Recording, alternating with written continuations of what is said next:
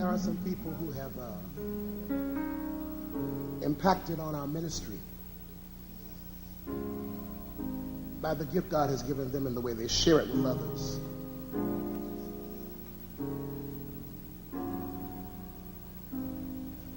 It was in The campaign theme is chosen by God to serve and lead. I picked that theme because that is indicative to what I've been doing for the majority of my life. Starting here in Milwaukee, Wisconsin, especially here at St. Mark, and parents that were example in the church, in the community, in school, and in my government work. I've always been serving and leading. So I found it to be the best theme to choose for this particular campaign. Well, first off, I believe God puts people in places for such a time as this. 4 years ago, I believe God moved me to run for the office of second vice president of the Connectional Lay Organization.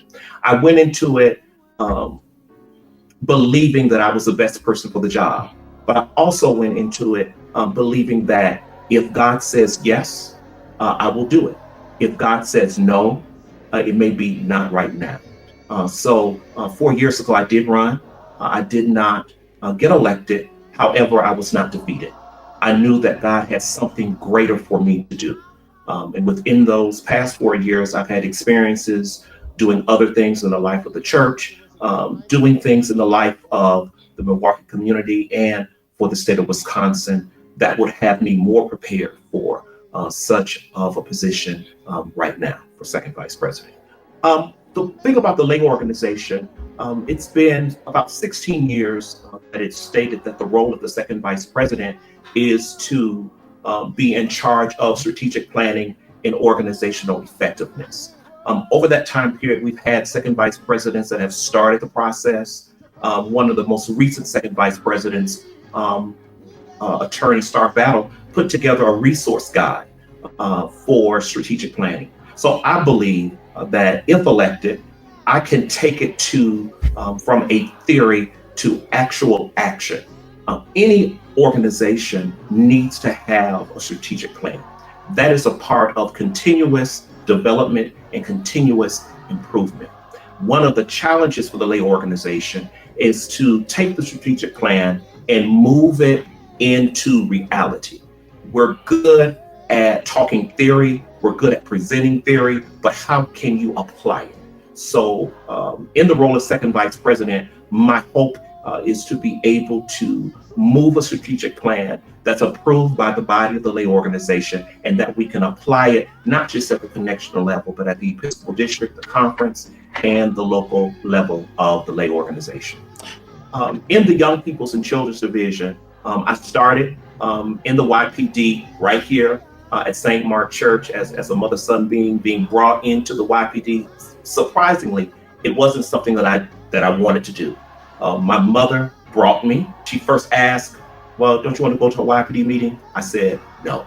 But she began to bring me to the meetings, and I began to have a good relationship with the other young people my age. Moving a decade or so later, I was encouraged by many missionaries and leaders of the church to do something at a higher level. So a Norma Hampton, a Wayman Racine, encouraged my father and encouraged my mother. We want him to do something greater. And then we received a phone call from Supervisor Yvonne Henning Parks, who was my Episcopal District YPD director at the time, and asked my parents, we want to put him on the Episcopal District level. He has gifts and graces, and we see something that's greater in him. So all of those persons, plus friends that I met all over the Connectional Church, gave me the opportunity to lead in the Young People's Division. Being a conference officer, being an Episcopal District officer, then being Episcopal District YPD president, moving on to host the 1995 Quadrennial Convention, became the first vice president, and ascended to the office of the presidency of the Young People's and Children's Division, did a successful mission trip to Kingston, Jamaica, and then ended my time in the Young People's Division by holding the 1999 Quadrennial Convention in Miami, Florida. which at that time, in my closing speech, I talked about the new YPDer that's coming into the 21st century.